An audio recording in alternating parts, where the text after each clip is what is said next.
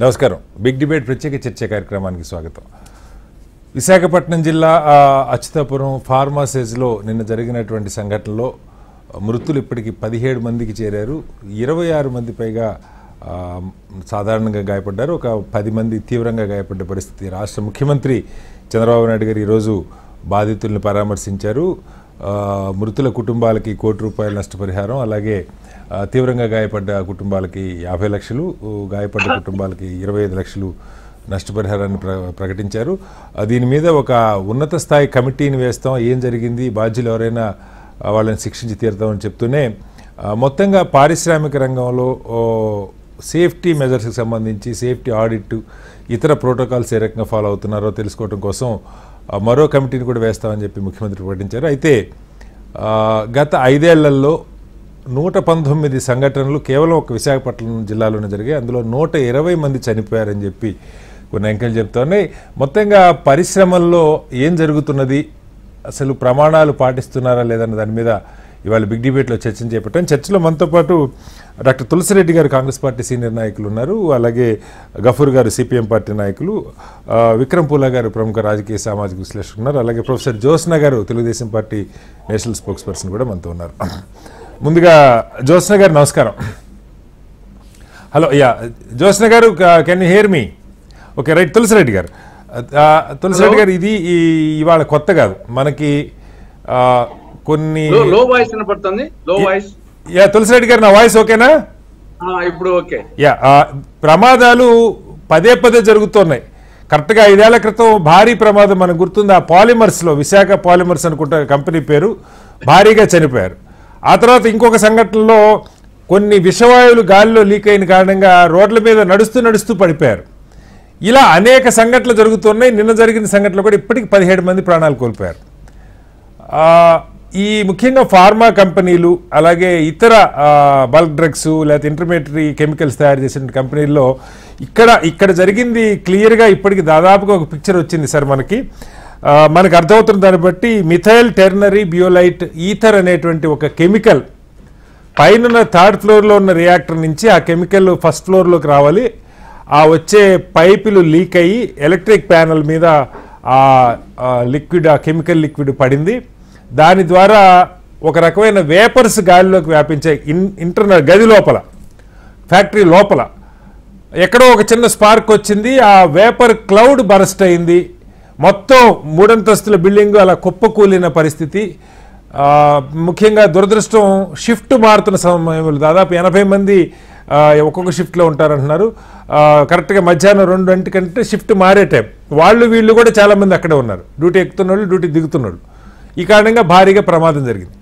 అయితే ఇక్కడ తులసిరెడ్డి గారు, మనం మీ అబ్జర్వేషన్లో చెప్పండి, అనేక అంశాలు, ఫైర్ సేఫ్టీ మెజర్స్ ఫాలో అవుతున్నారా, స్టాండర్డ్ ఆపరేటింగ్ ప్రోటోకాల్ ఫాలో అవుతున్నారా, అసలు ఉద్యోగుల్లో అనుభవం ఉన్న ఉద్యోగులు ఎంతమంది ఉన్నారు, వాళ్ళ విద్యార్హతలు ఏంటి, కంపెనీలు లాభాపేక్షే ధ్యేయంగా నైపుణ్యం లేని లేకపోతే ఆ స్టాండర్డ్ మీట్ కాలేని ఉద్యోగులు పెట్టుకుంటున్నారా, అనేక ప్రభుత్వ సంస్థలు వీటి తనిఖీలు చేయాల్సి ఉంటుంది. పొల్యూషన్ కంట్రోల్ బోర్డు దగ్గర నుంచి ఇతర అనేక సంస్థలు, ఫైర్ డిపార్ట్మెంటు, ఇతర అనేక శాఖలు, వీళ్ళు ఆ తనిఖీలు నిజాయితీగా చేస్తున్నారా? వీటిని అసలు మనం ఎలా అర్థం చేసుకోవాలి? ఏముంది జనం ప్రాణాలు, ఈ సంఘటన నేను చెప్పట్లా, మొత్తంగా భారతదేశంలోనే ప్రపంచంతో ఎక్కడ పోల్చుకున్నా మనకి ఆశ్చర్యపోతారు సార్. మా దురదృష్టం మనం చెప్పుకోకూడదు, కానీ మన కంపెనీల్లో వచ్చి చూస్తే ఇలా కూడా కంపెనీలు నడుస్తాయా? ఇలా 100 మంది ప్రాణాలు రిస్క్లో పెట్టి కంపెనీలు నడవటం అన్నది ప్రపంచంలో చాలా దేశాల్లో ఊహించుకోలేము. తులసిరెడ్డి గారు, మీకు తెలుసు, ఎలా అర్థం చేసుకోవాలి? ఇక్కడ స్పెసిఫిక్ అండ్ జనరల్. ఎస్ సరే, ఈ పర్టికులర్ సంఘటన స్పెసిఫిక్ తీసుకున్నాం.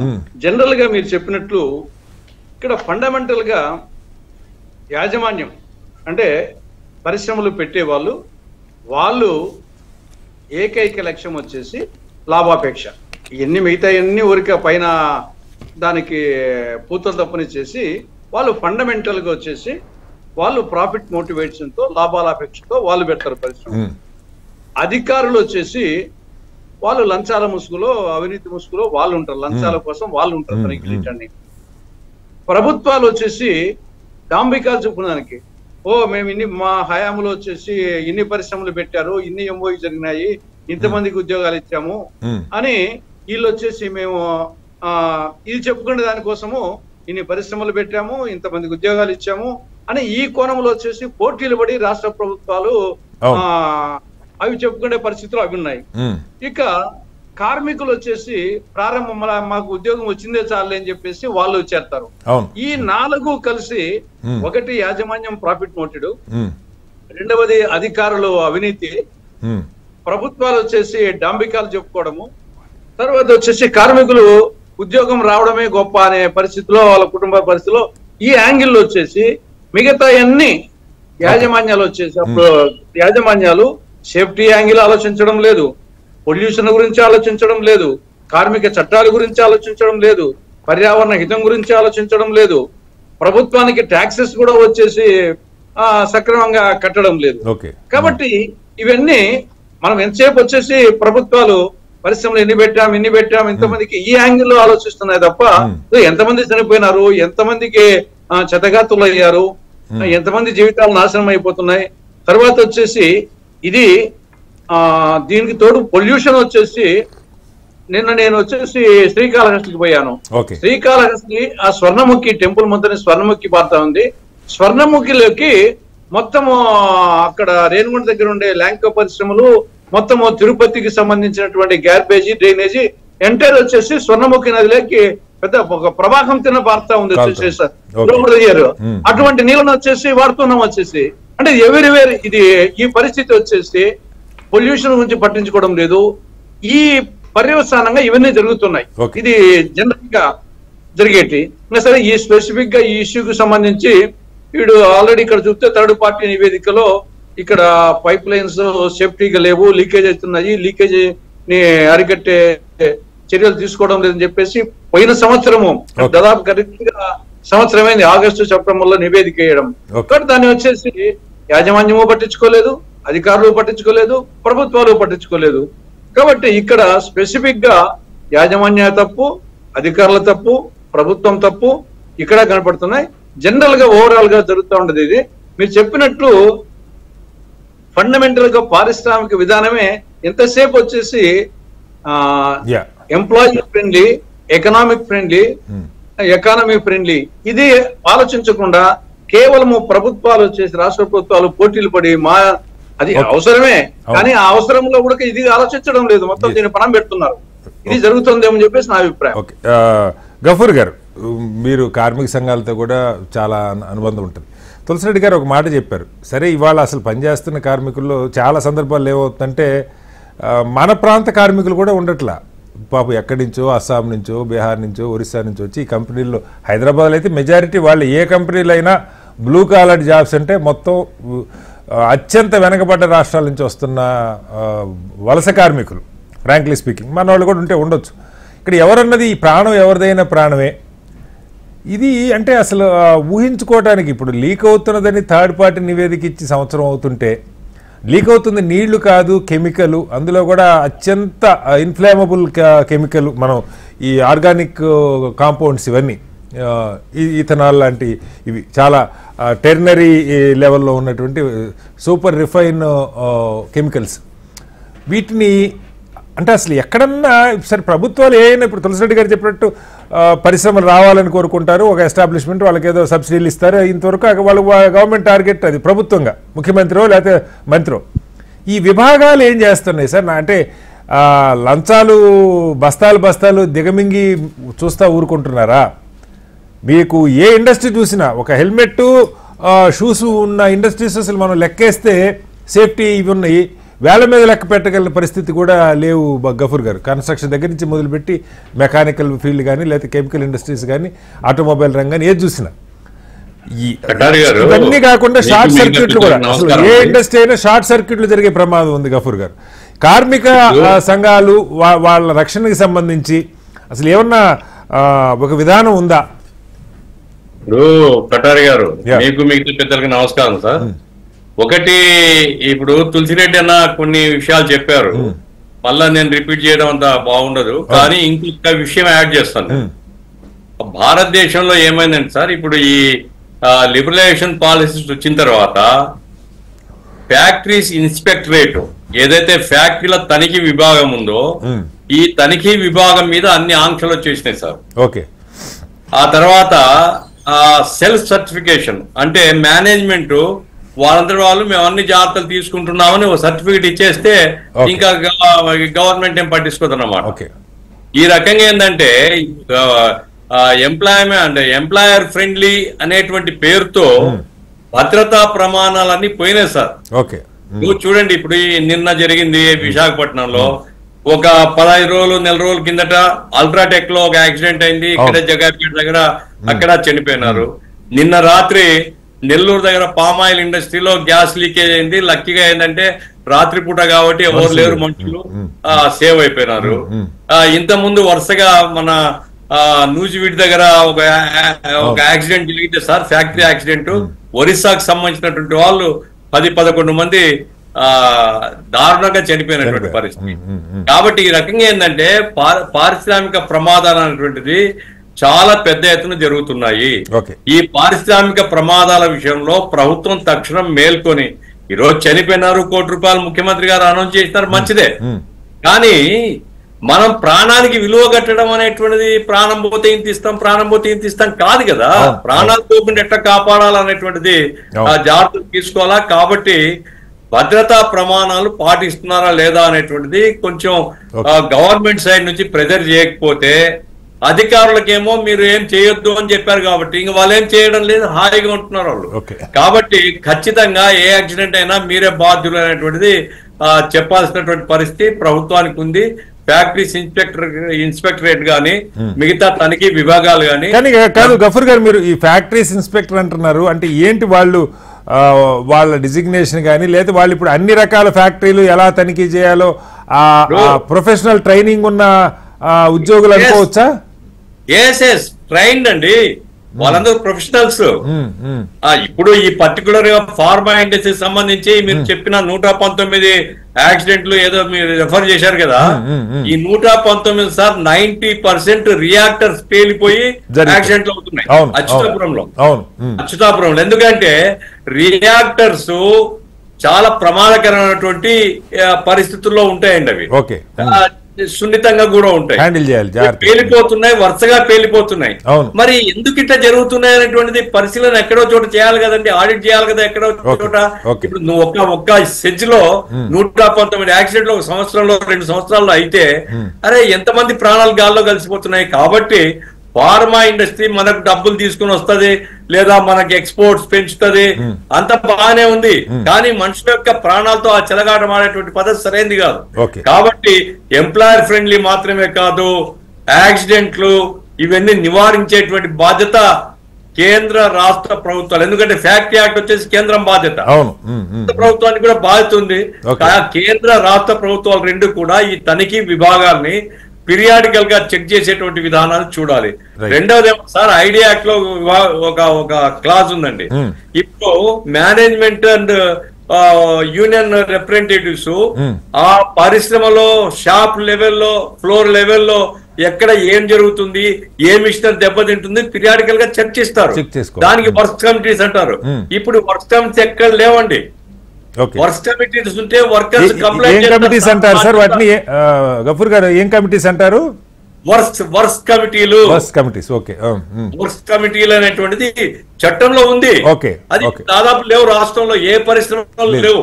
కాబట్టి భద్రతా ప్రమాణాలని గాలికి వదిలేసి కార్మికుల జీవితాల్ని గాల్లో దీపంలాగా పెట్టడం అనేటువంటి చాలా దురదృష్టకరం. చనిపోయినట్టు ఇప్పుడు నిన్న అచ్యుతాపురంలో చనిపోయింది అందరూ లోకల్సేనండి, అంతా లోకల్సే. చాలా యూత్ అండి, యువకులు, వాళ్ళ కుటుంబాలన్నీ కూడా కాకవికాలం అయిపోయినటువంటి పరిస్థితి. అందుకోసం ఇప్పటికైనా సరే ప్రభుత్వం తక్షణం మేల్కొని పీరియాడికల్ గా పరిశ్రమల్ని తనిఖీ విభాగాలు తనిఖీ చేసి అది రైట్ డైరెక్షన్ లో నడుస్తుందా లేదా, రిపేర్ జరుగుతున్నాయా లేదా, భద్రతా ప్రమాణాలు ఉన్నాయా లేదా అని చూడాల్సినటువంటి బాధ్యత మాత్రం ప్రభుత్వం యొక్క డిపార్ట్మెంట్ అంటే చేయాలా. కేంద్ర రాష్ట్ర ప్రభుత్వాలు రెండు కూడా చేయాలని డిమాండ్. విక్రమ్ గారు, మనం వింటుంటాం బయట దేశాల్లో అసలు ఎక్కడ ఒక్క చిన్న ప్రోటోకాల్ తేడా వచ్చి ఏలు కట్ అయితే, గోరు కట్ అయితే కోట్ల రూపాయలకి సూ చేస్తారు. మనం వింటా ఉంటాం. అసలు కంపెనీలు వణికిపోతాయి. ఉద్యోగుల భద్రత విషయంలో జీరో టాలరెన్స్, వాళ్ళు అందులో ఎక్కడా లోపం ఉండకూడదు, 10 రూపాయలు నష్టం వచ్చినా పర్లేదన్న రీతిలో పనిచేస్తాయి. మన దగ్గర ఇప్పుడు ఇందాక గఫూర్ గారు చెప్పారు, ఈ రియాక్టర్స్ ఎక్విప్మెంట్ తెచ్చుకుంటున్నారు, అవి ఆ స్టాండర్డ్ ఆ క్వాలిటీ ఉన్న అవి తెచ్చుకుంటున్నారు. ఎందుకంటే రిపీటెడ్గా రియాక్టర్స్ పేలటం వల్ల భారీ విస్ఫోటనాలు జరుగుతున్నాయి, మనందరం చూస్తూ ఉన్నాం ఈ ఫార్మా ఇండస్ట్రీలు ముఖ్యంగా. వీటికి అధికారులు నిజంగా తనిఖీలు చేస్తున్నారా? తనిఖీలు చేసి లోపాలుంటే మళ్ళీ దాని మీద ఇంకొక లెవెల్ తనిఖీ ఏమన్నా ఉందా? లంచాలు దిగమింగుతున్నారా? నదుల్లో కలిపేస్తున్నారు. ఇక ఇది కామన్ అయిపోయింది. ఎందుకంటే ప్రాణం పోయే దగ్గరే, తక్షణం ప్రాణం పోయే దగ్గరే పట్టింపు, లేకపోతే ఎప్పుడో ఎవడికో కింద ఆ నీళ్లు దాగి ఇప్పుడు తులసిరెడ్డి గారు చెప్పినట్టు వాళ్ళ తర్వాత వాళ్ళు ఏమైపోతే మనకేమన్నది అసలు అది పట్టించుకుంటున్న పాపాను పోట్ల. వీటికి ప్రభుత్వం విశాఖ ఒక్క జిల్లాలోనే 119 ఇన్సిడెంట్స్ జరిగినాయి, 120 మంది చనిపోయారు ముఖ్యమంత్రి గారు చెప్పారు. 190 మంది అండి. 190 అంటే దాదాపు ప్రతి ముఖ్యమంత్రి గారు చెప్పింది 190 మంది చనిపోయారు, 119 ప్రమాదాలు. అంటే ప్రతి 15 రోజులకు ఒక ప్రమాదం జరుగుతుంది, కొన్ని ప్రాణాలు పోతూ ఉన్నాయి. అది అంతవరకు మనకు కనపడుతుంది ఒక్క విశాఖ జిల్లాలోనే. ఇక మొత్తం మనం రాష్ట్రం తీసుకుంటే ఆల్మోస్ట్ ఎవ్రీ 2-3 రోజులకి ఒక సంఘటన, కొన్ని సందర్భాల్లో ప్రాణాలు పోవచ్చు, పోకపోవచ్చు.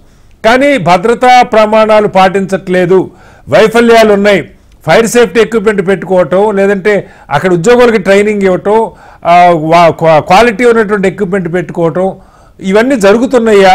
వాటి మీద ఇందాక వారు చెప్పారు, ఉద్యోగులు యాజమాన్యం కలిసి కూర్చొని పీరియాడికల్గా వాటిని టెస్ట్ చేసుకోవటం కానీ ఇలాంటివి ఏమన్నా అసలు ఉన్నాయనుకోవచ్చా విక్రమ్ గారు? అంటే ఇటువంటి సంఘటనలు అంత ఆఫ్టర్ రిపీటెడ్ గా ఎందుకు జరుగుతాయండి? ఖచ్చితంగా లేవు కాబట్టి మీకు 119 యాక్సిడెంట్స్ జరిగినాయి, 190 మంది చనిపోయారు అనేటువంటిది అది అధికారికంగా లెక్క. మరి అనధికారికంగా ఎంత ఉందో మనకు తెలియదు. కానీ ఒక్క విశాఖ జిల్లాలో అది చాలా దురదృష్టకరం అండి. ఇప్పుడు గఫూర్ గారు చెప్పినట్టుగా యూత్ అండి, అక్కడ మొత్తం అంతా 20-30s మధ్యలో ఉన్నారు వాళ్ళు. అందులో ఆడపిల్లలు కూడా కొంతమంది ఉన్నారు. అది చాలా అత్యంత బాధాకరం. పైగా ఇక్కడ మనకి ప్రాథమికంగా వచ్చినటువంటి న్యూస్ లో చూసినట్లయితే అక్కడ సీనియర్స్ ని ఎవరు కూడా లేరంటండి. సీనియర్స్ కనుక ఉండుంటే కనీసం ఆ ప్రమాదం, అంటే మీరు ఇందాక ఏదైతే చెప్పారో ఆ లిక్విడ్ గ్యాస్ ఏదైతే అది లీక్ అయిందో, ఆ లీక్ అయింది అనేది వాళ్ళు పసిగట్టి దానికి తగినటువంటి భద్రతా చర్యలు ముందస్తుగా తీసుకుని ఉండేవాళ్ళు. అటువంటిదే ఒక పక్కన ఇంకో కంపెనీలో జరిగితే వాళ్ళు సకాలంలో రియాక్ట్ అయ్యి దాన్ని అవర్ట్ చేశారు, ఆ ప్రమాదం జరగకుండా అవర్ట్ చేశారు అనేటువంటిది మనకి ఇది వచ్చింది, ప్రాథమికమైనటువంటి సమాచారం వచ్చింది. అంటే ఈ దీంట్లో ఇక్కడ చూడండి, ఆ యాజమాన్యం కూడా ఇప్పటి వరకు కూడా ఎవరు కూడా దానికి రెస్పాండ్ కావట్లేదు. అంటే ఎంత బాధ్యతారహితంగా ఉన్నారనేటువంటిది మనకు అర్థమవుతున్నది. సరే, ఇందులో ఎవరి తప్పులు ఏంటనేది ఇంకా ఇప్పుడు కమిటీ ఒకటి వేస్తానంటున్నారు. బట్ ఆ కమిటీలో అనేక అంశాలు వస్తాయి. సరే, ఆ కమిటీ ఎప్పుడు ఏర్పాటు చేస్తారు, అది వచ్చేంత వరకు కూడా ఇది చాలా అంటే ఒక ఇన్సిడెంట్ జరగడం, కొన్ని రోజులు దాని మీద చర్చించడం, తర్వాత దాన్ని కన్వీనియంట్ గా మనం మర్చిపోవడం, ఇదంతా జరుగుతున్నది. అంటే కంపారిటివ్ గా చూస్తే మనకు తెలంగాణలో ఈ ప్రమాదాలు తక్కువగా ఉన్నాయండి. అంటే ఇక్కడ ఫార్మా ఇండస్ట్రీ సార్ మొన్ననే సార్ మీకు గుర్తుండే షాద్ నగర్ లో ఇట్లా చేతులు చాలా ఎదురుగా పడిన సంఘటన జరిగింది ఉన్నాయి. అంటే నేను అనేది కంపారిటివ్ గా చూసినట్లయితే హైదరాబాద్ లో ఇంకా ఎక్కువ పరిశ్రమలు ఉన్నాయి, తక్కువగా ఉన్నాయి. అంటే ఇక్కడ నేను ఇంకొక పాయింట్ కూడా చెప్తున్నాను. అంటే ఇక్కడ యాజమాన్యం యొక్క చిత్తశుద్ధి చాలా ఇంపార్టెంట్ అండి. అంటే సరే, మనకి అధికారులు ఎప్పుడు కూడా వాళ్ళు కరప్టెడ్ గా ఉంటారు, వాళ్ళ నుంచి మనం పూర్తిగా స్థాయిలో ఆశించలేము. కానీ యాజమాన్యం చాలా చిత్తశుద్ధితో పనిచేయాలి. ఎందుకు నేను చెప్తున్నా అంటే, ఒక ప్రముఖ ఫార్మా ఇండస్ట్రీ ఇక్కడ హైదరాబాద్ లో వాళ్ళకి ఇన్ హౌస్ మ్యాగజైన్ ని నేను ఎడిట్ చేస్తా ఉంటాను. చాలా సంవత్సరాలుగా నేను ఎడిట్ చేస్తా ఉంటాను. అందులో అది బై మంత్లీ మ్యాగజైన్. ఆ బై మంత్లీ మ్యాగజైన్ దేనికోసం పెడతారంటే, వాళ్ళు సరే కొన్ని కథలు, కవితలు ఇలాంటివి ఉంటాయి. దాంతో పాటు భద్రతా చర్యల మీద చాలా స్పెసిఫిక్ గా కొన్ని ఆర్టికల్స్ ఉంటాయండి. అవి విత్ ఏంటంటే ఫిగర్స్ తో సహా వేస్తా ఉంటారు. అవి ఏ విధమైనటువంటి భద్రతా చర్యలు తీసుకోవాలి, ప్రతి స్థాయిలో అన్ని స్థాయిల్లో కూడా భద్రతా చర్యలు ఎట్లాగనేది టైమ్ అండ్ అగైన్ అనమాట. అది వాళ్ళకి ఇచ్చి, అది ఇన్ హౌస్ మ్యాగజైన్, ఆ అందరి ఎంప్లాయీస్ కి అది పంచుతా ఉంటారు. అది బైలింగ్వల్, ఇంగ్లీష్ లో కొంత, తెలుగులో కొంత ఉంటది. అది అట్లాంటివి కొన్ని చేస్తారు. తర్వాత సేఫ్టీ మెజర్స్ తీసుకుంటారు. ఎప్పటికప్పుడు ఇంటర్నల్ చెక్స్ ఉంటాయి, ఇంటర్నల్ ఆడిట్స్ ఉంటాయి భద్రతా పరంగా. ఇలాంటివన్నీ చాలా తీసుకుంటున్నారు, చాలా కంపెనీలు తీసుకుంటున్నాయి. కాబట్టి అన్ని ఈ విధంగా ఉన్నాయని మనం చెప్పలేం, కానీ చాలా కంపెనీలు మాత్రం వాళ్ళు ముందు సెల్ఫ్ చెక్ లో ఉన్నారు, వాళ్ళు సెల్ఫ్ ఆడిట్ చేసుకుంటున్నటువంటి పరిస్థితి అయితే ఉన్నది. అయితే ఇంత ప్రమాదకరమైనటువంటి ఈ పరిశ్రమకి మామూలు అరకొర చర్యలు సరిపోవండి. తులసిరెడ్డి గారు చెప్పినట్టుగా మనకేంటంటే మనం ఎంతవరకు కూడా కంపెనీలు వచ్చినా లేదని చూస్తున్నాం తప్ప దానివల్ల ఏం జరుగుతున్నది అనేటువంటిది కూడా పట్టించుకోవట్లేదు ప్రభుత్వాలు. దాని మీద దృష్టి పెట్టాల్సినటువంటి అవసరం ఉంది. మీరు అన్నట్టుగా జీరో టాలరెన్స్ తో వ్యవహరించాల్సినటువంటి అవసరం ఉంది. ఎందుకంటే చాలా విలువైనటువంటి ప్రాణాలండి, వాళ్ళ ఎవరైనా ప్రాణాలే. అంత ఇవాళ మనం చూసినట్లయితే యూత్ వాళ్ళు చనిపోయేటో ఆ కుటుంబాలు ఆ రోదన ఆ వేదన మనం గమనిస్తే చాలా హృదయ విదారకమైనటువంటి సంఘటనలు ఉన్నాయి.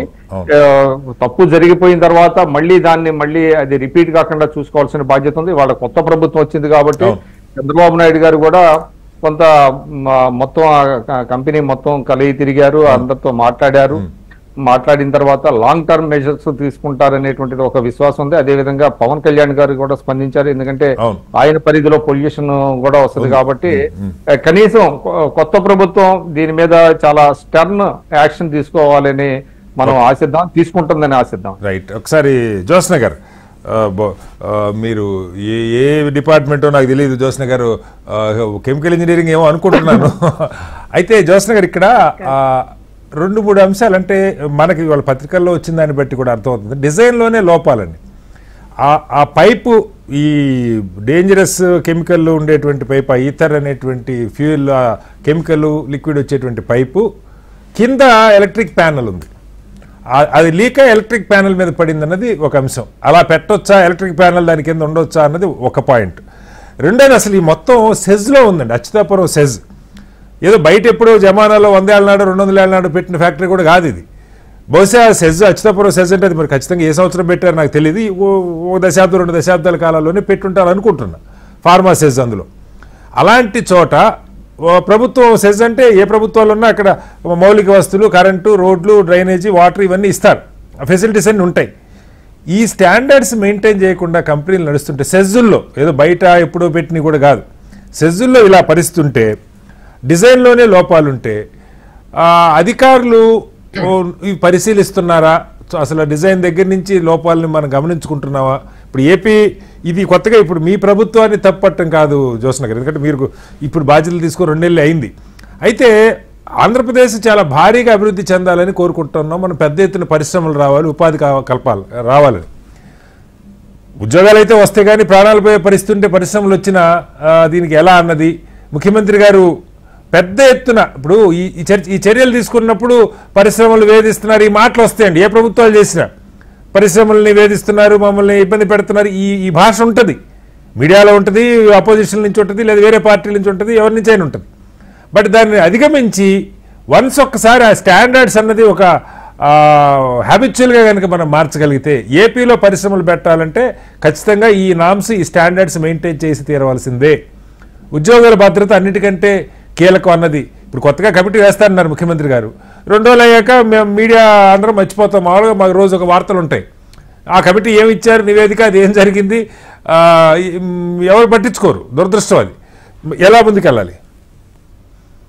సార్, మీకు ప్యానెల్లో ఉన్నటువంటి పెద్దలకి ప్రేక్షకులకి నమస్కారం sir. I'm not a chemical engineer, but నేను ఐఎమ్ మేనేజ్మెంట్ గ్రాడ్యుయేట్ అండి, బేసికల్ గా project management graduate. So definite గా ఇవాల్టి రోజున చాలా అంశాలు ఉన్నాయి సార్. ఇక్కడ ఒకటి మీరు అన్న పాయింట్ కి ఎవ్రీ ఇండస్ట్రీ, ఇప్పుడు పెద్దలు గఫూర్ గారు చెప్పినా, తులసిరెడ్డి గారు చెప్పినా, విక్రమ్ గారు చెప్పినా, కొన్ని అంశాలని మనం ఎక్కడా కూడా పక్కకి తీసేయలేం.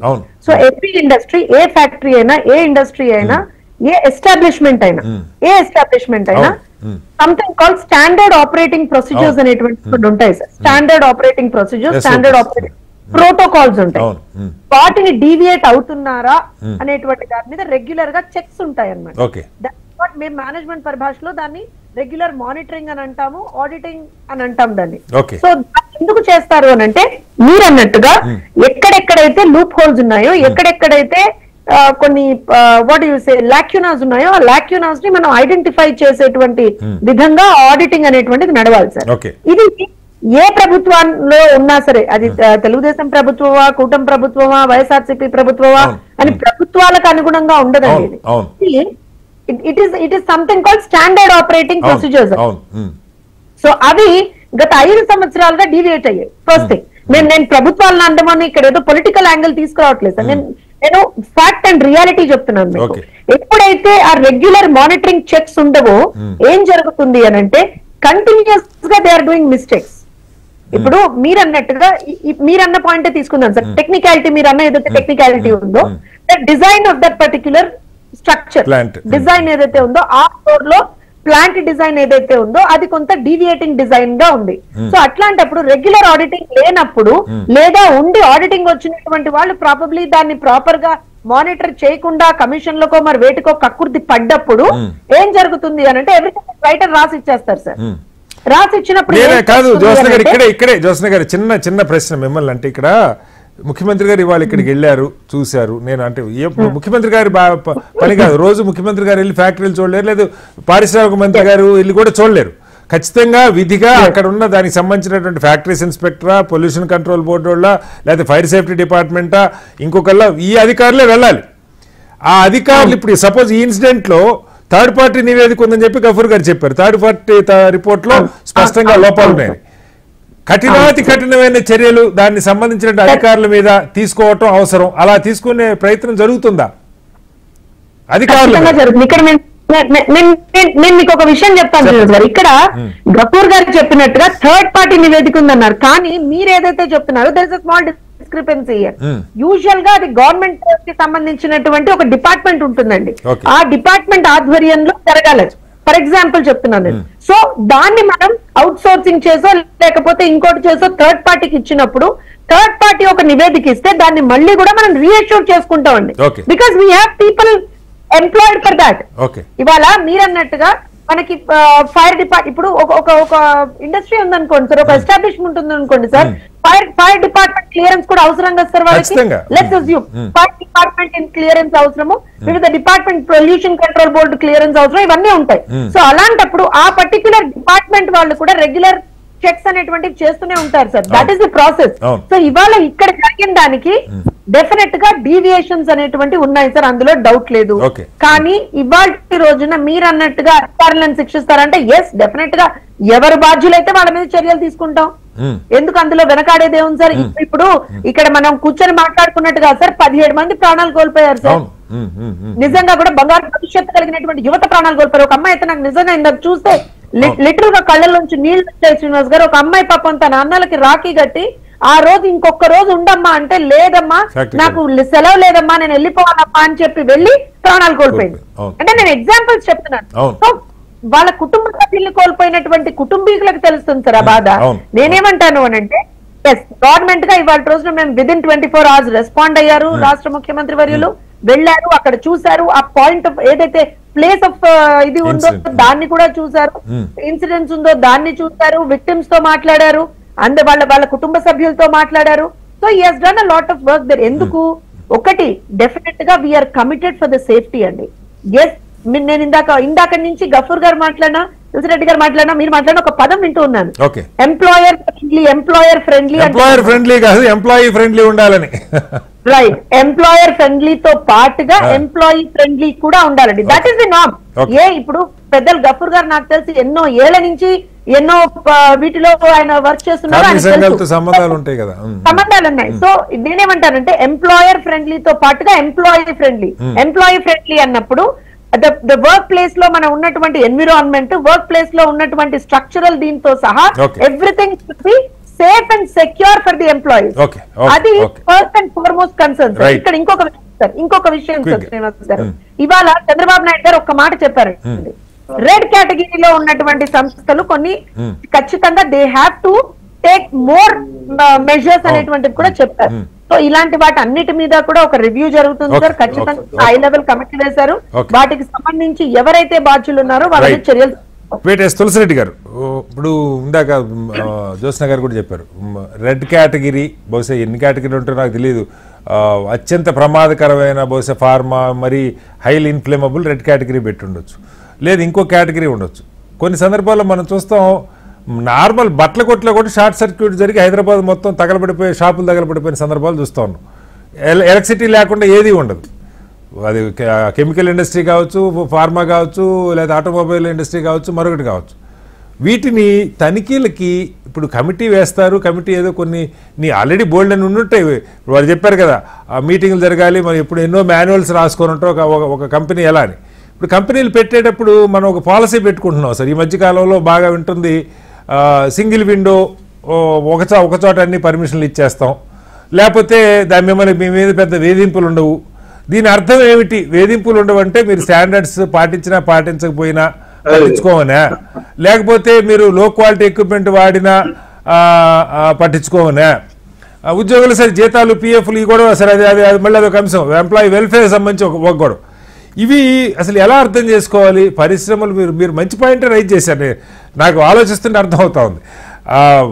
కంపెనీలు రావాలి అన్న తొందరలో ప్రభుత్వాలు ఆదరాబాదరాగా వేగంగా రెడ్ కార్పెట్ వేసి ఆహ్వానిస్తున్నాం అన్న ప్రాసెస్లో మన కంపెనీలు కావచ్చు, బయట నుంచి వచ్చే కంపెనీలు కావచ్చు, వాళ్ళు అసలు స్టాండర్డ్స్ పాటిస్తున్నారా లేదా, ప్రభుత్వాలు పట్టించుకుంటున్నాయా లేదా, రెండు ఉద్యోగులు ఇదే అదనుగా దిగమింగుతున్నారు. ఎందుకంటే ఇది ఖచ్చితంగా డిజైన్లో లోపం అనిపిస్తుంది సార్ నాకైతే. నాకున్న మినిమం నాలెడ్జ్లో కామన్ సెన్స్తో ఆలోచిస్తే ఇప్పుడు ఆ కెమికల్ పైపులు ఉన్న దగ్గర ఆ పైపులు క్వాలిటీ వాడినా లీక్ అవ్వకూడదు. ఒకవేళ లీక్ అయ్యే ప్రమాదం ఉంటుంది అనుకుంటే దాని కింద ఎలక్ట్రిక్ ఫ్యాన్లు లేదా ఖాళీ అయ్యి బర్న్ అయ్యి షార్ట్ సర్క్యూట్ అయ్యి దాని కింద ఉండకూడదు. అవి అలా ఉన్నాయి. అలాగే రియాక్టర్ థర్డ్ ఫ్లోర్లో ఉంది. ఇక్కడ రియాక్టర్ థర్డ్ ఫ్లోర్లో ఉండటం వల్ల మొత్తం అలా కుప్పకూలిపోయింది. మరి అది కింద ఉండాలా? ఇవన్నీ బోల్డ్ అంత లిటరేచరు, బోల్డ్ అంత మాన్యువల్స్, గైడ్ లైన్స్ ఉంటాయి. ఇవి అసలు ఫాలో అవుతున్నారా? ఏం జరుగుతుంది అనుకోవాలి సార్? మీరు చెప్పినట్లు ప్రధానంగా మనం చూస్తే విద్యుత్ షార్ట్ సర్క్యూట్ అనేది అనేక సందర్భాల్లో అది ప్రధానమైన కారణంగా ఉంది. అది పరిశ్రమలు కానీ, ఆఫీసుల్లో కానీ, ఈ యొక్క మల్టీ స్టోరీ బిల్డింగ్స్ లో కానీ, ఇది జనరల్ గా ఈ విద్యుత్ షార్ట్ సర్క్యూట్ అనేది ప్రధానమైన కారణం. నాకు తెలిసి 60-70% లో ఇదే ఉంటుంది. ఎర్తింగ్ కూడా సరిగ్గా చేయరంటారు. ఎర్తింగ్ అంటారు కదా మనకి. చెప్పండి. ఫ్యాక్టరీస్ లో అసలు రియాక్టర్స్ కూడా ఉంటాయి. ఫండమెంటల్ గా వచ్చేసి prevention is better than cure అని మన పెద్దలు చెప్పింది. ఇది ప్రతి చోట అన్వయిస్తుంది. Prevention is better than cure అనేది.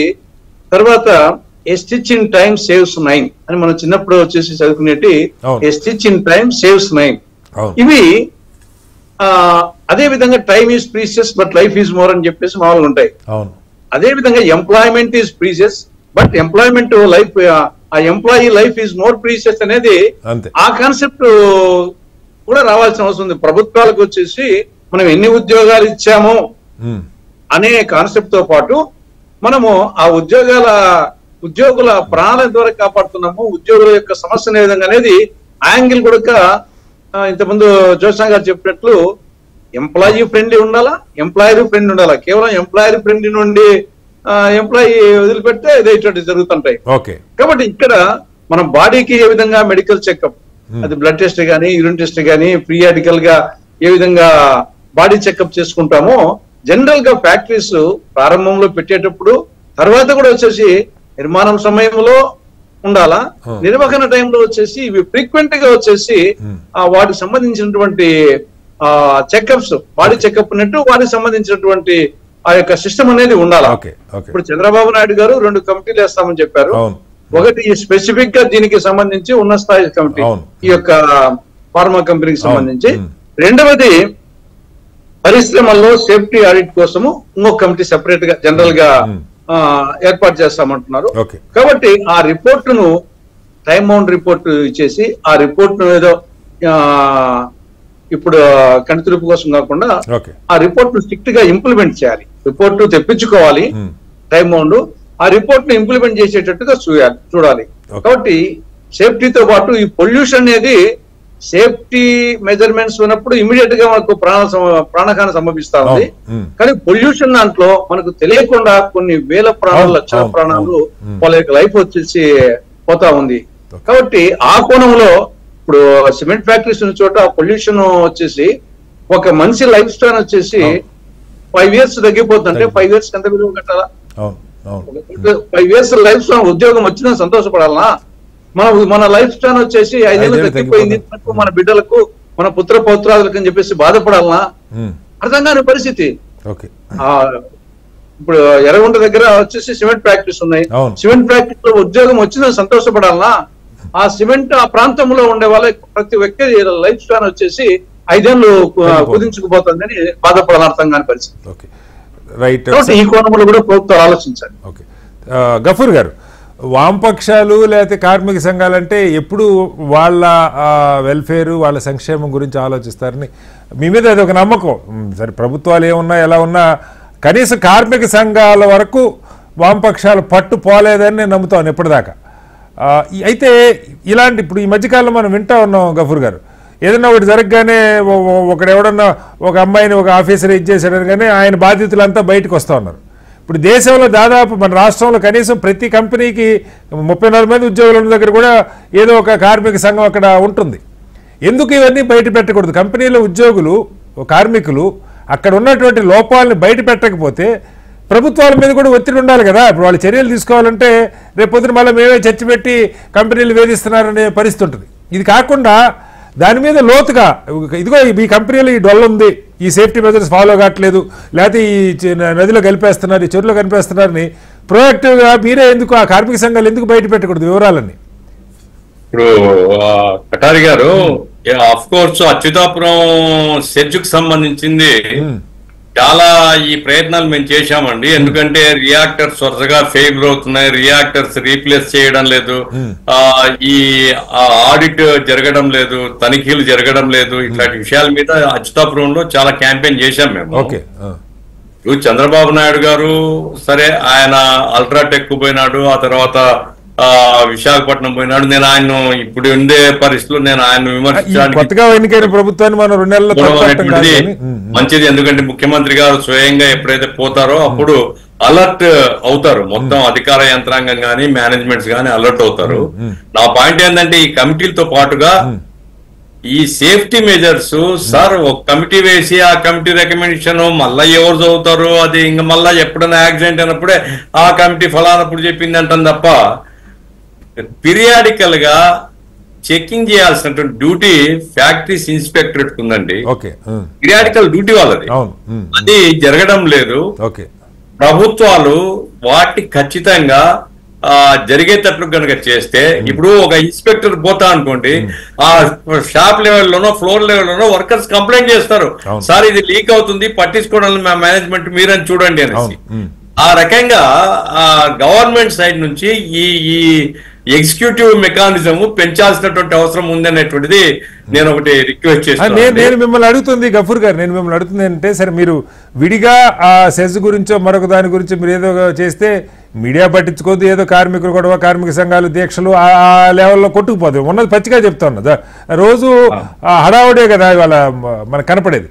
నేననేది ఇప్పుడు రైట్ టైం, ఇప్పుడు ఎవరు బయటకు వచ్చి మామూలుగా అయితే ఉద్యోగులు కూడా కొంత భయపడతారు, కంపెనీలో లోపాలను బయట పెడితే మా మీద చర్యలు తీసుకుంటారు. ఇంత పెద్ద భయంకరమైన ఘటన జరిగినప్పుడు మొత్తం మనకున్న డొల్ల ఏదైతే డొల్లుంటే డొల్ల లేకపోతే సంతోషం, లోపాలుంటే వాటిని ప్రొయాక్టివ్గా కార్మిక సంఘాలు పూనుకొని బయట పెడితే ప్రభుత్వాలు కూడా కఠినంగా చర్యలు తీసుకోవడానికి వాటి మీద కూడా ఒత్తిడి ఉంటుంది, జరుగుతుంది. ఆ ప్రయత్నం డెఫినెట్ గా మీరు చాలా మంచి సజెషన్ ఇచ్చారు. మేము ఈ రోజే వర్కింగ్ లో అంటే కార్మిక సంఘాల సమావేశం ఒకటి జరుపుకొని అనుకున్నాము. రేపులే ఎల్లుండి అచ్యుతాపురం సెజ్ కూడా విజిట్ కి మా కార్యకర్తలు పోతున్నారు. ఆ తర్వాత ఒక స్టేట్ కన్వెన్షన్ లాగా పెట్టి గవర్నమెంట్ కు రిప్రజెంటేషన్ ఇవ్వాలా, ఎక్కడెక్కడ ఏమేమి జరుగుతున్నాయి అనేటువంటిది. ఇంకో చిన్న విషయం చెప్తాను కొట్టారి గారు, కర్నూలు జిల్లా ఆలూరులో ఒకసారి మైన్స్ అంటే ఈ స్టోర్ క్వారీస్ లో ఒకసారి జిల్టిన్ స్టిక్స్ పేలున్నాయి, 11 మంది ఒరిస్సా వర్కర్స్ చనిపోయినారు. దురదృష్టం ఏంటంటే ఆ వర్కర్లు ఎక్కడి ప్రాంతం వల్ల తెలియదు, కాళ్ళు చేతులు ఎక్కడికక్కడ తునాతునకలు అయిపోయినాయి.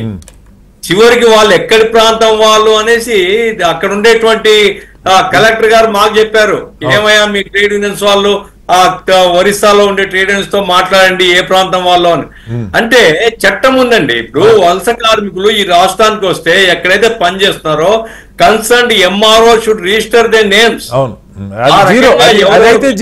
పనిచేస్తున్నారనేటువంటిది అది పట్టించుకుని ఖచ్చితంగా సార్. ఇప్పుడు అవుట్ సోర్సింగ్ సార్, ఇలాంటి కార్మికులు ఎవరికొకడికి కాంట్రాక్ట్ ఇస్తారో వాడు తెచ్చి పని చేయించుకుంటాడు, దాన్ని పట్టించుకున్న నాదుడు లేడు, గ్యారంటీ. అదే ఇది మనం మనుషుల గురించి మనం మాట్లాడుకుంటున్నప్పుడు కనీసం బాధ్యత కదండి ఇది. అందుకోసం ఇటువంటి చట్టాల్లో ఏవైతే ఉన్నాయో కొత్త చట్టం చేయమని చెప్పడం లేదు, ఉండేటువంటి దాన్ని ఖచ్చితంగా ఇంప్లిమెంట్, దానికి ఏం డబ్బులు అయ్యేది కూడా ఏం లేదు కదా, పేరు రాసుకున్నందుకు ఏం డబ్బులు అడగం కదా. కాబట్టి ఆ రకంగా మినిమం సేఫ్టీ, మినిమం భద్రత ఇవ్వాల్సినటువంటి బాధ్యత ప్రభుత్వాలనే అడుగుతాం మేము, యజమానుల కంటే కూడా ప్రభుత్వాలది బాధ్యత. కాబట్టి ప్రభుత్వాలు ఆ మెకానిజాన్ని టైటన్ చేస్తే ఇటువంటివి కొంత అవాయిడ్ చేయొచ్చు, ఇటువంటివి జరిగినప్పుడు తక్షణం ఆదుకోవచ్చు. ఇది నా పాయింట్ సార్. రైట్. విక్రమ్ గారు, సందర్భం వచ్చినప్పుడే ఏదైనా, ఇప్పుడు వారు చెప్పారు ఇవన్నీ నిజంగా ఇప్పుడు హైదరాబాద్ అయితే కొన్ని లక్షల మంది వలస కార్మికులు పనిచేస్తున్నారు, వాళ్ళంతా ఎక్కడ రిజిస్టర్ అయ్యారనుకుంటే మన బ్రహ్మ సార్ జీరో. నేను గ్యారంటీ చెప్పగలను. ఎవరో తీసుకొస్తారు, మీరు ఒకసారి సికింద్రాబాద్ స్టేషన్కి పోతే సార్ మనం చూస్తూ ఉంటాం, లక్షల్లో రోజు దిగుతున్నారు, రోజు ఎక్కుతున్నారు. అస్సాము, త్రిపుర, లేకపోతే అగర్తల, ఒరిస్సా, ఎక్కడెక్కడి నుంచో, కలకత్తా నుంచో, బెంగాల్ నుంచో, లేకపోతే బీహార్ నుంచో వచ్చేవాళ్ళు. ఇప్పుడు ఆంధ్రప్రదేశ్లో ముఖ్యంగా ఆంధ్రప్రదేశ్లో ఇందాక మీరు అన్న పాయింట్ ఏంటంటే గ్రామీణ ప్రాంతాల్లో ఎక్కువ పరిశ్రమలు ఉన్నాయి, కనీసం అటువైపు ఎవరు చూసేటువంటి పరిస్థితి కూడా లేదు. అచ్యుతాపురం లేకపోతే శ్రీ సిటీ ఇవన్నీ కొంత కాస్త పెద్ద నగరాలు అయితే కాస్త అటెన్షన్ ఎక్కువ ఉంటుంది, మీడియా అటెన్షన్ మరొకటి. గ్రామీణ ప్రాంతాల్లో ఉన్న పరిశ్రమల మీద ఆ నిఘా కూడా లేదు, ఎవరి నిఘా లేదు, వాళ్ళ రాజ్యం వాళ్ళ ఇష్టం. దీనికి కార్మిక సంఘాలు ఏం చేయాలి, ప్రభుత్వాలు ఏం చేయాలి? మొత్తంగా అసలు అన్నిటికంటే కీలకమైన బాధ్యత ఉద్యోగులు సార్, ఆయా శాఖలకు సంబంధించి అక్కడ గ్రౌండ్ లెవెల్లో ఉండే ఉద్యోగులు. వీళ్ళ మీద చర్యలు లేకుండా, తప్పు చేస్తే నా తల తీసేస్తారన్న భయం లేకపోతే, లంచాలు పింగి ఒక్కొక్కళ్ళు 100 కోట్లకి 1000 కోట్లకి పడగలెత్తుంటే, ఏ ముఖ్యమంత్రి గారు, ఇప్పుడు చంద్రబాబు గారు ఒకరోజు ఒక ఫ్యాక్టరీ పోగలరు, రోజు ఆయన ఫ్యాక్టరీలు తిరగలేరు కదా. పరిష్కారం ఏంటి విక్రమ్ గారు? ఇప్పుడు మీరు చాలా మంది గమనించలేదు, ఒక 20 సంవత్సరాల క్రితం ఫ్యాక్టరీ ఇన్స్పెక్టర్లుగా ఉన్న వాళ్ళు ఇవాళ చాలా మంది ఎంటర్‌ప్రెన్యూర్స్ అయిపోయారండి. ఓకే, చాలా పరిశ్రమలు పెట్టారు. నిజం, ఇది వాస్తవం. అవును అవును అవును అవును. తర్వాత ఏంటంటే ఇంకోటి, అంటే దురదృష్టవశాత్తు కమ్యూనిస్టుల ప్రాబల్యం తగ్గిన తర్వాత కార్మిక సంఘాల మీద కూడా వాళ్ళ పట్టు తగ్గి ఇతర పార్టీలు యొక్క డామినేషన్ పెరగడంతో కూడా వాళ్ళు హ్యాండ్ ఇన్ గ్లవ్ లాగా మేనేజ్మెంట్ ఇవి ఇప్పుడు కమ్యూనిస్టుల చిత్తశుద్ధి నేను శంకించనండి. కమ్యూనిస్టుల ఆధ్వర్యంలో కార్మిక సంఘాలు ఉన్నంత వరకు బాగానే ఉంటున్నాయి, కానీ ఈ ఇటీవల కాలంలో చాలా, అంటే దాదాపుగా ఒక దశాబ్ద కాలం లేకపోతే ప్రపంచీకరణ వచ్చిన తర్వాత ఇవేంటంటే ఈ కార్మిక సంఘాలు కూడా క్రమంగా కమ్యూనిస్టుల చేతుల నుంచి వేరే వాళ్ళ చేతుల్లోకి వెళ్ళిపోతున్నారు. వెళ్ళిపోయిన తర్వాత వాళ్ళు ఏం చేస్తున్నారంటే యాజమాన్యాలతో కుమ్మక్కు అవుతున్నారు. కుమ్మక్కు అవడంతో ఈ సమస్యలు వెలుగు చూడటం, ఆ కార్మికుల పక్షాన నిలబడేటువంటి వాళ్ళు పోయి యాజమాన్యాల సైడ్ తీసుకుంటున్నారు. గఫూర్ గారు ఇది చాలా ఇది అనమాట, దురదృష్టకరం. అందువల్ల ఇవాళ కార్మికులు కూడా ఆలోచించాలి, వాళ్ళని ఎడ్యుకేట్ చేయాల్సినటువంటి పరిస్థితి ఉంది. వాళ్ళ భద్రత, వాళ్ళ యొక్క సంక్షేమం ఎవరు కాంక్షిస్తారు, ఎవరు పట్టించుకుంటారు, ఎవరు వాళ్ళ తరఫున వాళ్ళ హక్కుల కోసం పోరాడతారు అనే దాని మీద కూడా ఉండాలి. కార్మిక సంఘాలకు కూడా వాళ్ళకి గుర్తింపు, వాళ్ళకి తగినటువంటి సముచితమైనటువంటి ప్రాధాన్యత కల్పించాల్సిన అవసరం ఉంది. లేకపోతే ఏంటంటే కేవలం ప్రభుత్వాల మీద లేకపోతే యాజమాన్యాల మీద కనుక వదిలేస్తే ఇది చరివిత చరవణం లాగా ఇంకా జరుగుతూ ఉంటది. ఇది ఇంకొక ఇవాళ జరిగింది అచ్యుతాపురం ఒక ఇదే, రేపు ఎల్లుండి ఇంకా జరిగేటువంటి అవకాశం కూడా ఉంది. కాబట్టి ఏదేమైనప్పటికీ ఎంత మాట్లాడుకున్నప్పటికీ కూడానండి యాజమాన్యాల చిత్తశుద్ధి ఉంటే కనుక చాలా ప్రమాదాలను నివారించవచ్చు. వాళ్ళ లాభాలని పూర్తి స్థాయిలో కాకుండా పరిమితమైనటువంటి లాభాల కోసం ఫ్యాక్టరీలు పెట్టుకోవాలి తప్ప, పరిశ్రమలు పెట్టుకోవాలి తప్ప, విపరీతమైనటువంటి లాభాలు చాలా త్వరితగతిన లాభాలు సేఫ్టీ చేస్తే మాత్రం ఇట్లాంటివి జరుగుతూ ఉంటాయి. కాబట్టి ఇవాళ మనం ఏంటంటే కార్మిక సంఘాలను కూడా పటిష్టం చేసుకోవాల్సినటువంటి బాధ్యత కూడా ఉంది. నేను అనుకోవటం గఫూర్ గారు కూడా నాతో ఏకీభవిస్తానని, తులసిరెడ్డి గారు, జోత్స్న గారు కూడా అనుకుంటున్నాను నేను. Okay, right. జోత్స్న గారు, మనకి ఒక సంక్షోభం నుంచి ఒక మంచి అవకాశాన్ని తెచ్చుకునే సమయం నాకు గుర్తుండి దాదాపు 5 ఏళ్ల క్రితం జగన్మోహన్ రెడ్డి గారు బాధ్యతలు తీసుకున్న తొలి రోజుల్లోనే అనుకుంటే ఈ విశాఖ పాలిమర్ సంఘటన జరిగింది. ఆ తర్వాత అప్పుడు కూడా భారీగా ప్రాణాలు కోల్పోయారు, ₹1 కోటి నష్టపరిహారం ఇచ్చారు. పెద్ద సంఘటన నేను చెప్తుంది.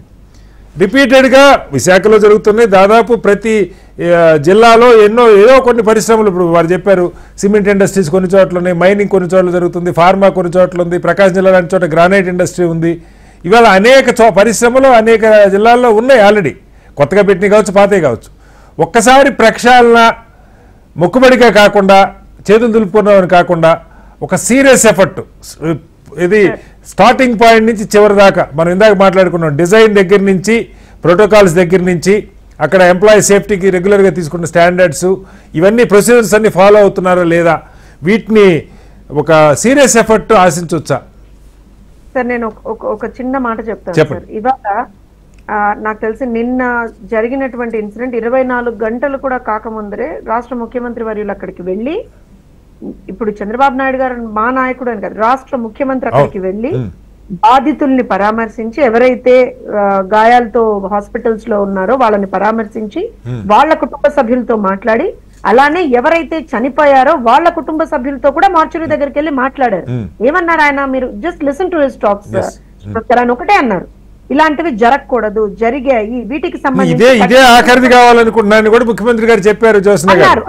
నేను అదే చెప్తున్నాను, ఒక కమిట్మెంట్ గల నాయకుడు, ఒక కమిట్మెంట్ గల ప్రభుత్వం ఉంటే ఖచ్చితంగా ఎనీథింగ్ ఇస్ పాసిబుల్ సార్. ఇక్కడ ఒక చిన్న ఎగ్జాంపుల్ నేను ఎందుకు చెప్తున్నా అంటే, I was just wondering sir, ఇప్పుడు ఆల్రెడీ ఇందాక గఫూర్ గారు చెప్పారు, థర్డ్ పార్టీ నివేదిక వచ్చింది ఆల్రెడీ. అప్పటికే ఎల్జీ పాలిమర్స్ ఇష్యూ జరిగింది, నాకు తెలిసి 11 మంది ఆ రోజున ప్రాణాలు కోల్పోయారు, ఎంటైర్ ఏరియా అంతా సఫర్ అయింది సార్ ఆ రోజున. అలాంటి పరిస్థితుల్లో అప్పటి రాష్ట్ర ప్రభుత్వం ఒక హై లెవెల్ కమిటీని ఏదో వేశామని చెప్పారు. తర్వాత ప్రతి ఇండస్ట్రీలో, ప్రతి ఫ్యాక్టరీలో కూడా ఇలాంటి ఒక మానిటరింగ్ సిస్టమ్ ఒకటి రావాలి, and we are going for auditings అన్నారు. సో థర్డ్ పార్టీ ఆడిటింగ్ చేయిస్తున్నాం అన్నారు సార్. థర్డ్ పార్టీ ఆడిటింగ్ చేయించినప్పుడు ఈ పర్టిక్యులర్ ఫర్మ్ లో, నేను పోనీ వేరేది కాదు సార్, ఈ పర్టిక్యులర్ ఫర్మ్ లో 2 పాయింట్స్. ఒకటి, what is the frequency and method of testing of the pipe line అని క్వశ్చన్ ఉంటే దానికి ఆన్సర్ సింపుల్ గా, అంటే వాళ్ళు ఏం ఫైండ్ అవుట్ చేశారు అక్కడ, it has to be implemented yet, it has to be implemented yet, అంటే అసలు అలాంటిది ఏది లేదు అని సార్. ఎందుకనంటే వినండి, ఇప్పుడు ఇంకో పాయింట్ ఏంటంటే, is there any return procedure for tackling leakages in pipelines? ఒకవేళ పైప్ లైన్ లో ఏదన్నా లీకేజ్ జరిగితే దాన్ని హ్యాండిల్ చేయడానికి ఏదన్నా మీ దగ్గర ప్రొసీజర్ ఉందా మీ ఫర్మ్ లో అని అడిగితే, no procedure establish. God damn thing, why was this? కాదు జ్యోత్స్న గారు, ఇది ఒక్క నిమిషం సార్ ఇంత క్లియర్ గా రెండు బ్లేటెంట్ గా అక్కడ రాస్తున్నప్పుడు థర్డ్ పార్టీకి సంబంధించిన ఒక రిపోర్టే, ఆడిటింగ్ రిపోర్టే వచ్చినప్పుడు ఈ రిపోర్ట్ గవర్నమెంట్ కి వెళ్ళదండి? చేయించింది గవర్నమెంటే కదా, ఉందో మీ ప్రభుత్వం ఉందో కాదు సార్, చేయించింది గవర్నమెంట్. ఖచ్చితంగా జ్యోత్స్న గారు కైండ్లీ ఇక్కడ వాళ్ళ మీద ఫైట్ చేయాలి. నా ప్రశ్న ఒక్కసారి వినండి. మీరు రేపొద్దున ఇప్పుడున్న ప్రభుత్వం కంపెనీల నుంచి నిజంగా థర్డ్ పార్టీ నివేదికలు తెప్పించుకుంటే, ఇలాంటి ఆన్ పేపర్ రిటర్న్ గా కూడా ఇలాంటి ఆన్సర్లు కొల్లలుగా ఉంటాయి, వాటి మీద చర్యలు కావాలంటున్నాను నేను. ఖచ్చితంగా నేను అదే చెప్తున్నాను సార్. ఇవాళ సార్ మాట్లాడినటువంటి ఒక మాటని మళ్ళీ నేను రీటరేట్ చేసి చెప్తున్నాను సార్. ఆయన ఏమన్నారు? కంపెనీలు రావాలి, ఇండస్ట్రియలైజేషన్ లో భాగంగా మనకి ఫ్యాక్టరీలు రావాలి, కంపెనీలు రావాలి, ఉద్యోగ కల్పన జరగాలి. కానీ ప్రజల సేఫ్టీ అండ్ సెక్యూరిటీ అనేటువంటిది చాలా హై ప్రయారిటీ మీద ఉంది మాకు. ఏ కంపెనీ అయినా సరే ఖచ్చితంగా మేము will provide a very investor friendly, industrial friendly environment for the firm sir, అందులో డౌట్ లేదు. ఇప్పుడు ముఖ్యమంత్రి గారు వేస్తారని చెప్పిన కమిటీ సుమారుగా మనం కమిటీ నివేదిక ఎన్ని రోజుల్లో మనం ఎక్స్పెక్ట్ చేయొచ్చు? రెండవది, ఈ కంపెనీల సోషల్ ఆడిట్ ఏదైతే పవన్ కళ్యాణ్ గారు కూడా చెప్పారు, సేఫ్టీ ఆడిట్ కానీ లేకపోతే ఎస్ఓపీస్ ఫాలో అవుతున్నారు లేదా, వీటిని ఒక వార్ఫుట్ లో తనిఖీ చేసే ఒక ప్రయత్నం ఏమైనా జరుగుతుందా జ్యోత్స్న గారు? డెఫినెట్ గా జరుగుతుంది సార్. ఎందుకంటే నేను మళ్ళీ చెప్తున్నాను, కమిట్మెంట్ ఆఫ్ ద గవర్నమెంట్ అనేటువంటిది మనకి నిన్న జరిగినటువంటి ఇన్సిడెంట్ లో ఇమ్మీడియట్ గా అప్పటికప్పుడు హోంశాఖ మార్చులు అక్కడికి వెళ్లారు, అక్కడ ఉన్నటువంటి లోకల్ ప్రజాప్రతినిధులు అక్కడికి వెళ్లారు, అలానే ముఖ్యమంత్రి గారు అక్కడికి వెళ్లారు, ఎంటైర్ యంత్రాంగం అక్కడ ఉంది.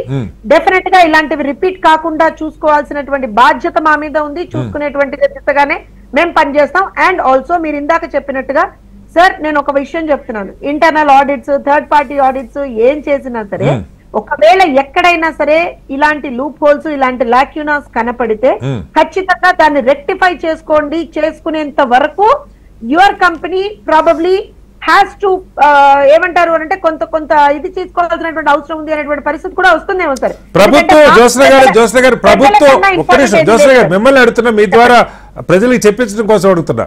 ప్రభుత్వం ఎందుకు ఒక టోల్ ఫ్రీ నంబర్ కానీ లేకపోతే ఒక ఈమెయిల్ ఐడి కానీ లేదా వాట్సాప్ నంబర్ కానీ మీ కంపెనీల్లో ఉద్యోగులు కార్మికులు అక్కడ లోపాలుంటే మాకు తెలియపరచండి బహిరంగంగా అని చెప్పి ఒక పిలుపు ఎందుకు ఇవ్వకూడదు? ఎందుకంటే కొన్ని వేల పరిశ్రమలు ఉంటాయి ఆంధ్రప్రదేశ్లో, పాత 23 జిల్లాల్లో 13 జిల్లాల్లో. ఈ పరిశ్రమలు మీరు ప్రభుత్వం నుంచి ఒక యంత్రాంగం బయలుదేరి విజిట్ చేయటువంటి చాలా టైం పడుతుంది. ఈలోగా కార్మికుల నుంచి ప్రొయాక్టివ్గా అక్కడ ఉన్న సమస్యలు తెప్పించుకోవడానికి ఎందుకు ప్రభుత్వం ఒక కాల్ ఇవ్వకూడదు? సార్ డెఫినెట్ గా ఇవ్వకూడదు అని ఏం లేదు సార్. మీరు ఒక సజెషన్ ఇచ్చారు, I definitely carry it forward to the concern minister and also the chief minister sir. అందుకే సార్ ఇలాంటి అర్థవంతమైనటువంటి డిస్కషన్స్ జరిగితే ఖచ్చితంగా సజెషన్స్ అనేటువంటివి వస్తాయి sir. It's very valid suggestion. నేను ఆనెస్ట్ గా చెప్తున్నాను సార్. ఎందుకంటే వాటి రోజున మీరు అన్నట్టుగా ఒక టోల్ ఫ్రీ నెంబర్ మనం ఇచ్చినప్పుడు లేదా మీరు అన్నట్టుగా ఒక ఈమెయిల్ అండి, బికాస్ ఎవ్రీబడి వాట్సాప్ నెంబర్ ఇస్తే that thing should work sir. At the same time ఇంకొక చిన్న మాట చెప్తాను సార్. మీరు అన్నట్టుగా 23 జిల్లాల్లో ఉన్నటువంటి అన్ని పరిశ్రమలకి అందరూ ఎలా వెళ్తాం అంటే సార్, ఏ జిల్లాకి ఆ జిల్లాకి అధికారులు ఉన్నారు సార్, ఏ డిపార్ట్మెంట్ కి ఆ డిపార్ట్మెంట్ కి అధికారులు ఉన్నారు సార్. ఎవరి డ్యూటీలు వాళ్ళు కరెక్ట్ గా ఎవరి డ్యూటీలు వాళ్ళు చేస్తే అసలు జరగదు జ్యోత్స్న గారు. ఎవరి డ్యూటీలు వాళ్ళు చేస్తే ప్రభుత్వాలు ఏమున్నా సరే అధికారులు వాళ్ళ డ్యూటీలు వాళ్ళు చేస్తే జరగదు, సమస్య అది సార్. చేయిస్తాం కదా సార్. ఇప్పుడు ఉన్నది కుటుంబ ప్రభుత్వం కదా సార్, చేయిస్తాం. ఎందుకు చేయించాం సార్? చేయించండి. ఇప్పుడు ప్రజలకి సేవ చేయడానికే మేము అధికారంలోకి వచ్చింది, ప్రజలకి సేవ చేయడానికి అధికారులు ఉన్నటువంటి అక్కడ ఉన్నది. సో వాళ్ళ చేత ప్రజలకి సేవ చేయించడమే మా మీద ఉన్నటువంటి బాధ్యత. మా బాధ్యతని మేము చాలా గురుతర బాధ్యతగా తీసుకున్నాం, ఖచ్చితంగా నిర్వర్తిస్తాం సార్. రైట్. అంటే నేను ప్రభుత్వంగా ఇప్పుడు మిమ్మల్ని తప్పు పట్టాలన్న పాయింట్ కూడా కాదు జ్యోత్స్న గారు. ఎందుకంటే అధికారులు రకరకాలు ఇప్పుడు మొత్తం ఉన్న వ్యవస్థను తీసేసి కొత్త వ్యవస్థను మనం తేలేం. ఉన్న ఉద్యోగులతోటే పని చేయించాలి, వాళ్ళ తప్పు చేసిన వాళ్ళ మీద శిక్షలు పడాలి. అది జరిగేదాకా ఇప్పుడు మీరు మొత్తాన్ని మార్చాలన్నా అక్కడ ఎవరెవరు ఉన్నారో, ఎలాంటి అవినీతి తిమింగలాలు ఉన్నాయో, ఎలా మింగేసే వాళ్ళు ఉన్నారో మనకు తెలియదు. లేకపోతే ఇవి జరగవు జ్యోత్స్న గారు. డిజైన్ దగ్గర నుంచి లోపాలుంటే వీటిని ప్రజల నుంచి కార్మికుల నుంచి సమస్యలు తెలుసుకునే ప్రయత్నం చేయటం, అలాగే మీ సైడ్ నుంచి వేగంగా వాటిని పర్యవేక్షించే ప్రయత్నం కూడా జరగాలని కోరుకుందాం. ఏదేమైనా మొత్తంగా జరిగినటువంటి ఘటన అత్యంత దురదృష్టకరమైనటువంటి ఘటన. దీని మీద ముఖ్యమంత్రి గారు ఒక హై లెవెల్ కమిటీ మొత్తంగా ఈ ఇన్సిడెంట్కి సంబంధించి ఏదైతే Essentia advanced science private limited కంపెనీలో ఏం జరిగిందో తెలుసుకునే ప్రయత్నంతో పాటుగా మొత్తం పరిశ్రమల్లో SOPs standard operating protocols follow అవుతున్నారా, ఫైర్ సేఫ్టీ పొల్యూషన్ కంట్రోల్ ఇవన్నీ జరుగుతున్నాయా లేదా, ఆ నిబంధనలు ఏ మేరకు అమలు అవుతున్నాయని దానికోసం మరో కమిటీ వేస్తున్నారు. దాంతోపాటుగా చర్చలో చాలామంది చెప్తున్నది ప్రజల నుంచి కార్మికుల నుంచి ముఖ్యంగా ఆయా సంస్థల్లో ఆయా ఫ్యాక్టరీల్లో పరిశ్రమల్లో ఉన్న లోపాలని బహిరంగంగా బయట పెట్టే ప్రయత్నం జరిగితే వేగంగా ప్రభుత్వం స్పందించడానికి కూడా అవకాశం ఉంటుంది అన్నట్టు ఒక విలువైన ఆలోచన వచ్చింది. పరిశ్రమలు లేదా ప్రభుత్వాలు ఎంప్లాయర్ ఫ్రెండ్లీ కాకుండా ఎంప్లాయీ ఫ్రెండ్లీగా కూడా ఉండాలి, వేగంగా పరిశ్రమలు తీసుకురావాలి, కీర్తి గడించాలన్న దానికంటే ఉద్యోగుల భద్రతకు కూడా ప్రభుత్వాలు పెద్ద ఎత్తున ఇంపార్టెన్స్ ఇవ్వాలన్నది నిపుణులు చెప్తున్నటువంటి ఆలోచన. చర్చలో పాల్గొన్న తులసిరెడ్డి గారికి, అలాగే జ్యోత్స్న గారికి, గఫూర్ గారికి, విక్రమ్ పూల గారికి ధన్యవాదాలు. ఇది వాళ్ళ బిగ్ డిబేట్. రేపు మరోస్తూ మళ్ళీ కలుద్దాం. అంతకు నమస్కారం. సెలవు.